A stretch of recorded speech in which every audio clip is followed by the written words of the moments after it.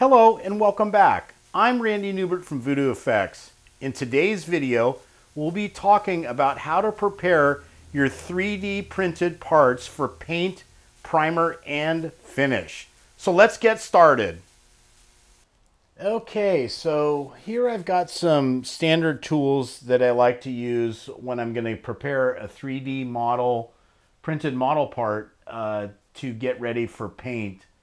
And first and foremost, I usually have a N95 dust mask. You could use a respirator as well. And so just because of the dust particles are very fine when you're doing sanding on a 3D printed resin part. So that's a key factor you always need to bring into this. And I'll put that on too. Also, I like to wear a pair of gloves, just some latex gloves that you've got. And these, again, you can get these anywhere. And this just to keep a lot of the dust and debris off your hands. And then when you're all said and done, I think it's best to probably wash your hands off really well with some mild soap and water to get any kind of physical debris off from the actual material. What you're going to use is what I do for these prints. And again, these are this is a very standard kind of flat part that won't require, each part's going to be a little bit different as far as preparing it and where you need to sand it or get into it in a little bit of a different manner. But this is a good demonstration piece to show you how to get prepared for getting this ready for primer and paint. So what I've done is, again, the main tools you're going to need is what I always like to do with 3D prints. And again, just because these are such high quality prints, they only need pretty much a 3M scuff pad will do the job. This is kind of a coarse pad that I'm going to be using here to do this. And but this is enough to break off the surface, any kind of surface fluff off of it. And if it's really grainy or it has a lot of build detail on it, you might have to go with something a little more aggressive as far as the sanding stick or a piece of sandpaper in order to take down any high spots or any support areas. So anyway, so I always carry, at least like you're always going to carry one sanding stick or a piece of sandpaper. And then I always like to have at least a hobby knife at a minimum. And then that way I can take this, if I got to break down a corner or I've got some support that I need to break off, this works really good. You just got to use it really carefully. So that's usually how, these are the main pieces that I use when I go to prepare a part. So anyway, so what I always do is I'll start off, generally I'm going to look at the part and I'm going to see, okay, what's going to be hidden? Where do I need to scuff it hardest? And where's the finish? What is going to be the finished edge? And in this case, the finished edge, this part's on the bottom. This is the back side. And then this is the other side that sits downwards. But this whole back side here, there's nothing seen here on this edge. And actually, this will need to be scuffed a little bit harder because this is where I'll adhere it to another part. So in this case, I can make this, I don't have to worry too much about this side, but I do need to kind of get these areas clean overall. So anyway, so when I start with this, I got my dust mask on, and all I'm going to do is I'm just going to basically take some very smooth passes, and I always like to do this in one direction. And then this way you never, I'll start off with this to get the surface flat. And I'll sand through a couple times until I kind of get it. And you'll hear the sound. You can kind of hear it. Let me try to get up a little closer with the mic. And that's the print. And like as I'm seeing right now, I can see some of the print line. But as I go back and forth on it, it'll just go away. And there it is. So that's how I prep one side. And again, I'll flip it over. I'll hit the other. I don't see any hard corners on here or any kind of edges that need to be ground down or filed down or sanded down. So this is good. And then I'll go to the final side. that you're going to see visually. And I'll work all the flat surfaces first. And again, I kind of like to try to pull it one time. And this way I'm going to sweep it around. And you get a little bit of debris and stuff, you know, from the dust and, you know, that you will come out on it a little bit. And then you scuff that down. I'm going to take a couple big hard passes. And also, too, what this does, when you're getting prepared, pretty much any resin 3D printed part, if you run it through the scuff pad like this, what it does is it provides a little bit of tooth to the actual part. So when you go to wash it and clean it, it's going to have a very, you can't see it at this level, but it'll give it tooth to stick. So when you go to paint it with primer, the primer will actually really stick to the surface well and give you a good overall finish and a good stick in general. So let me finish off now. I'm going to go into these little parts here. And again, these are small little corners, little areas like that you want to get in there. And I'll get the side. And again, sometimes when you get stuck in a little tight corner like this, you just got to get in there with your thumb, press it against the side, maybe go up and down it a few times. And this will get all that little light grow liner from the printer, and it'll just clean it right up.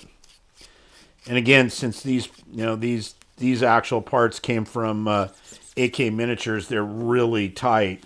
So Sean does a great job at producing these parts from his printers. And so it really speeds up the process for me. I don't have to sit down there and deal with a lot of grow lines because the quality and the definition of the part is already right there. I mean, if you really wanted to say, you probably could just sit up there and probably could just clean these up with a little bit of soap and water and literally paint them, you know, or prime them right the way they are. I don't think you know, this is just me in the way that I've done it for years on every part. This kind of applies for all modeling in general. So it's not something that's just, you know, just for these 3D resin prints, but this is also for any kind of model, any kind of, you know, model building process that you're going to do. So there we go. So I got pretty much the corner down. I got one little chunky edge here, so I'm going to sand that one down a little bit. And I'll just get a little bit of, you know, I'll use a sanding stick just to take that edge down. I got the same over here. Now, I've got the back side. So I've got that. That looks good there. I see a little spot more I need to scuff it with the pad. I'm going to do that right now. And again, I kind of just do an overall. I'll look at it. Part's looking way better. And again, I don't have to worry about this side as much because this is the glue edge, or this is where the model part's going to actually be glued to another model part. So this is the edge that I don't have to worry about as much. But I do want to abrade it in some fashion so it's got some stick when I go to glue it.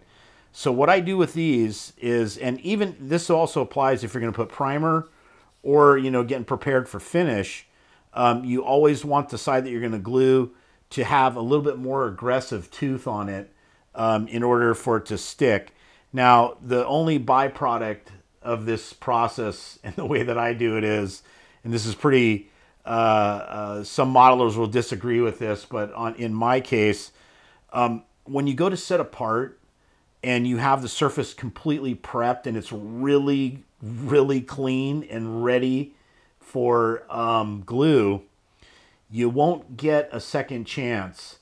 So once you glue it, it better be exactly where you want it and in place, because if you do it with this method that I do, you will have a hard time pulling it off if you screw up or you couldn't get the part to set on right or whatever. So I always tell guys it's very important to pre-fit and pre-test parts before you even get that far, because in that way you'll know exactly how it's going to go on.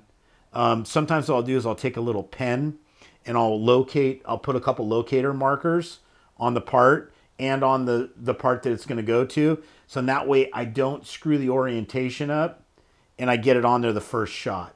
So anyway, so excuse me for 1 sec. I need to go grab one more little sanding block to hit this one edge, and I'll be right back. But I'll still keep, I'm going to still keep the audio going here and talking to you about it.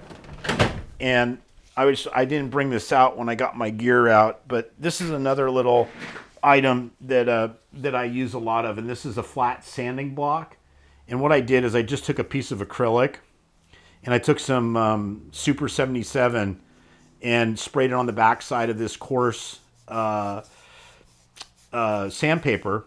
And then this gives you a good, hard, nice, flat working surface to sand with.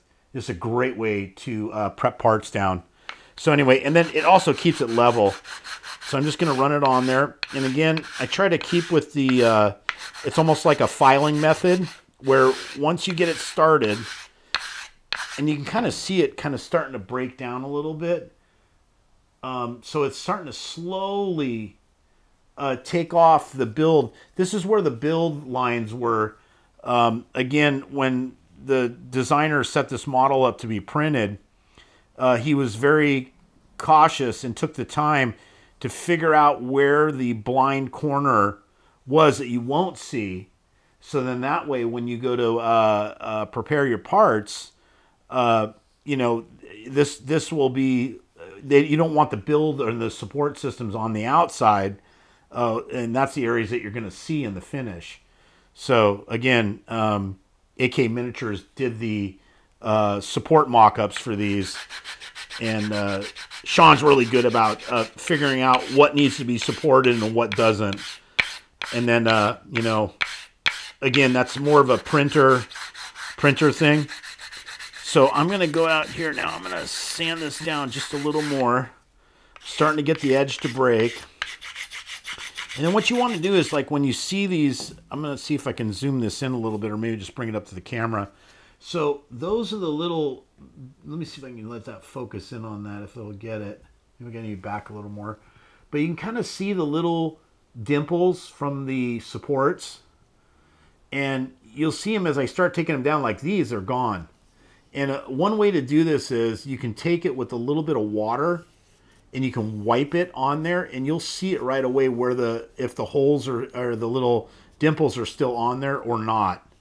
So that's how we do that. And then again, I still got a little more to go here. And this part is a little bit, just slightly a little bit bent because of the way that it's designed as a box. But this won't matter when I go to glue it on, because again, you're not going to see it on the back side of the model itself. And where it nests into the part, you'll never see this. So it's a great way to hide this little section.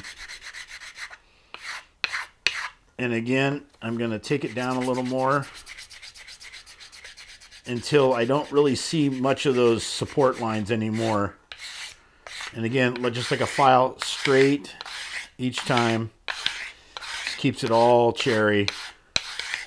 And then I got to get on this little edge here, because this is another area that rests on there. So I'm just going to go across this a few times. Again, I'm applying very, very even pressure, not too heavy. Okay, so that looks pretty good overall. So I can feel these down now, even though I see them a little bit. And I could probably get them a little bit more. And I might even take the scuff pad over it, probably nail them right out. There they go. So at this stage, you run that scuff pad over it again. Now, I've really got this area clean. And all the little tiny grow spots are pretty much invisible. And that's what you kind of want, you know. And that's kind of what you're after as far as like the look of this part when it's prepped. Is that's how you want it, nice and smooth. Take away some of the ripple. And again, what I found out too is a lot of times on 3D prints, they have a little bit of a rippled edge. And this is just, again, from the support. So you want to do is on this one, I've got a little corner ripple. I can feel it.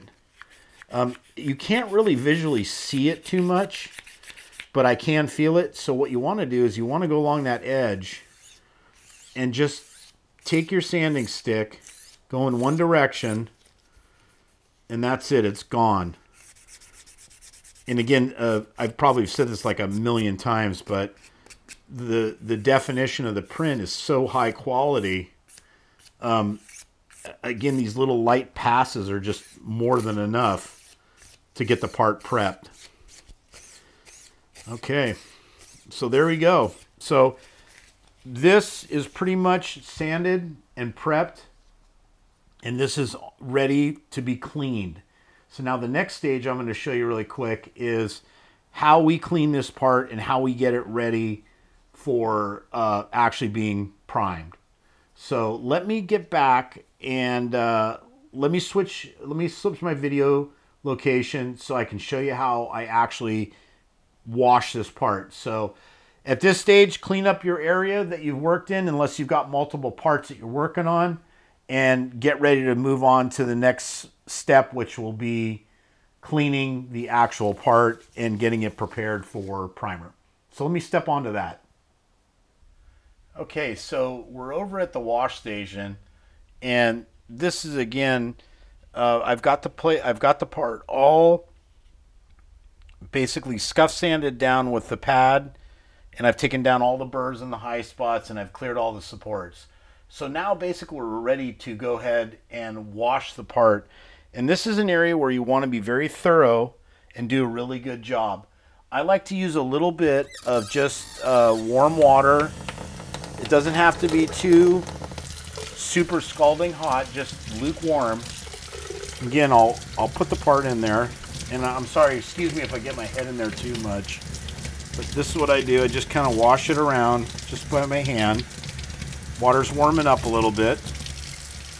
Okay, so what I like to use, and I've put my finger over this because I'm not supporting this company or anything in any fashion, but this is basically Dawn liquid soap. And what I do is I'll take a little bit, I'll pour it out on the part. And I always prefer, and I can turn down the water here a little bit so I'm not wasting as much. And what I do is I like a good stiff scrub brush. And on the finer parts, I'll end up actually using a toothbrush. And this, again, this applies not only for these 3D parts, but this would also apply to any kind of model part that you're preparing. If it's a mold injected part or a standard resin part or whatever, I still do the process the same way. So I get in there and clean it up really good, wash it, and then again with the scrub brush, you're getting into all the little spots, and you're kind of providing a little more tooth to it and getting it nice and clean. You know, I'm just going to wash this a little more and go over it a few times. Don't, you know, everybody's all like, oh, it's clean enough. Well, it really isn't. You can never be too clean in this area. I always prefer washing multiple times. And I'll prime a part, and I'll come back and I'll even wash it again after it's even been primed. So again, I'm going to get a little bit of water in there. Just lukewarm. Nothing too hot. And then sometimes when I have a part that I need to get into a crack or a little spot, again, I'll bring out the toothbrush, shut the water off, and I'll just put a little bit on the toothbrush. That was a little bit much. Get it wet, and then get in there with the toothbrush. And that's how you get in those little nooks and crannies that you can't get in with the bigger brush. And this is probably a little bit overkill for this part because, again, it's not going to be seen. But I like to have my parts really clean. And again, sometimes what I'll do is I'll just take it through it again one more time. Just as a quick wash.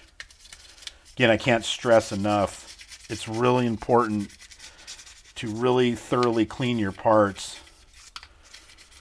And I'll take a little bit of water, start washing this off again. That's a little hot. All right, there we go. Got a little cool water coming in now. Okay, that's it. So again, I'm going to make sure that it's thoroughly washed. And go over it a few times with the water. And that's it. And then just kind of shake the part off. And again, this, depending on what size of part you have, it doesn't matter. But this is, that's how I prep the part out. And that's how, now it's all nice and clean. There's a little bit of, you might have a little bit of soapy residue. It might be on your hands. Again, you can kind of just, if it feels that way, just rinse it off again. And I'm going to see if I can make this sound in mold injected parts for sure, but this is the sound you want. And I don't know if it'll make it in resin parts, but you can feel that how grippy it is now. It's really got a lot of grip even though it's wet. So this means I've got this part totally clean and this thing's ready to move into the next stage, which would be basically at this stage, I would just dry this off, let it sit for 15-20 minutes, let it make sure it's all the way dry, and then I'll take it out and I'll shoot it with primer. So anyway, so that is that. Okay, so I got the part all prepped. It's all nice and dry now, and I'm getting ready to shoot some primer on it. So what I like to do in this, and again, do this in a well-ventilated area, and make sure that you've got some kind of a glove on or something. I actually have both my gloves on because you don't want to get paint all over your hands and it's just messy. And so how I do this is I like to take very light passes. This is literally a terrible day to be painting right now, and this is typical for California. We just had a few rainstorms in here. It's literally about ready to rain right now, but I'm going to go ahead and shoot it anyway, even though this is usually not the ideal conditions. But I'm going to go ahead and do it because I want to just show you guys how I do this painting process and how it's done. So anyway, again, I've gotten some primer here. It's just some light gray primer, and I shake it up really good. These cans are pretty cold, so I had to kind of pre-warm the can a little bit. I just take a little bit of warm water, put it inside a little tub, and then just let it sit in there for a minute or two, and then it warms up the can, it gets nice and hot, and then it's ready to go. So what I do is, in any kind of priming you ever do, it's always better to take very light passes and don't try to overpaint it right off the bat on the first pass.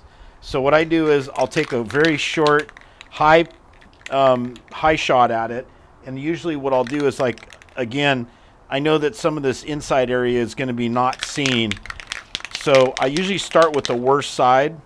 So I'll go ahead and I'll spray a couple really light coats, and you can see right there I'm just, I'm barely getting it on there. And again, very light passes. Then I'm going to take a look at it. I'll see kind of what I need to fill. And again, in this process, if you need to fill anything up or do any kind of filler in any spots, you will do that all prior to any kind of sanding and getting it prepped for paint. Again, I got to hold it a little differently here so I don't get a lot of, I'm trying not to get a lot of overspray. But again, very light passes. And again, you can kind of see it kind of start to fill. And I can see where I put it on a little bit thick there. Anytime you see a little bit of a shine on it, get these little shiners, that means you're a little bit thick. So again, I'm going to just take a really light duster coat onto it and not super bury it with primer. And that's about all I want. I don't really want much more than that. That's about all you'll need to get it to stick for your finished paint. And then again, once this is done, take this in, lay this piece down and let it dry for at least 4 to 6 hours. I sometimes, like most of my parts like this, I will paint it the following day. So I'll leave the primer on there, and then it gives it a chance to degas and get all the, let it really dry out thoroughly. So then when you go to paint it, it'll just go on there just perfect. And then another key is, when you're having it in the shop, it's just sitting there, like the part as it's drying, sometimes you'll be in there, you might create a little bit of dust here and there. So it's always a good rule of thumb to go back and at least air dry or dust off these before you get them ready for finished paint. That's just something that I always do. And then you usually don't have any problem with the painting. So anyway, so let me move on to the next step. And again, see, I can almost hand touch this now. So it's almost dry. But again, that's either me spitting or it's a raindrop that just hit it. I saw a little spot come on there. But anyway, that's how you prep the part, both for 3D resin prints and pretty much any kind of model part that you're going to prepare for paint and for finish. So let me move on. I still want to go over the last thing, and I want to talk a little bit more about the an uncured piece of an uncured 3D print. And I'm going to go into a little more detail about that here on this next video. So anyway, so let me cut to that video. Okay, so this has been a asked for part of the video that I've had multiple people ask me about, is when you get a 3D part and it still is a little bit uncured, how do you handle this, and how do you get it to cure up and get rid of the stickiness? Sometimes it'll have a little bit of a gummy surface on there. Again, these parts are pretty cherry, but sometimes where you got like a weeping hole, these are like little holes, a drip hole that's meant so when it comes out of the printer, it can drip. And a lot of times I find that these areas wherever the kind of the material is like built up and it drips off, that it tends to leave kind of a sticky, sometimes a kind of a sticky residue on the actual part itself. And what this is, and again, this is still an evolving thing for me, since I'm still learning about 3D parts and 3D resin parts and how to deal with these things. So this is, again, this is still a big learning curve for me, and I'm open to any suggestions, but this suggestion was brought to me by Chris Adrian from Dream Studios. And what he found out is the natural process for these 3D model parts is to cure them with UV. And even though when they're done and finished, they put them through a UV bath and, or an alcohol bath, and they run them through a UV cure system, they still can have some little bit of stickiness and a little bit of tackiness, which, again, this will affect the primer and the finished paint. So you want to make sure that you get it off. So again, the simple solution was that you're going to use natural light, which is sunlight. And today I don't have a sunny day, so I can't bring them outside to show them in the sun. But what Chris turned me on to was that if you put them in a clear tub, then the light can penetrate on all directions from the sun, and the water helps magnify the UV effect.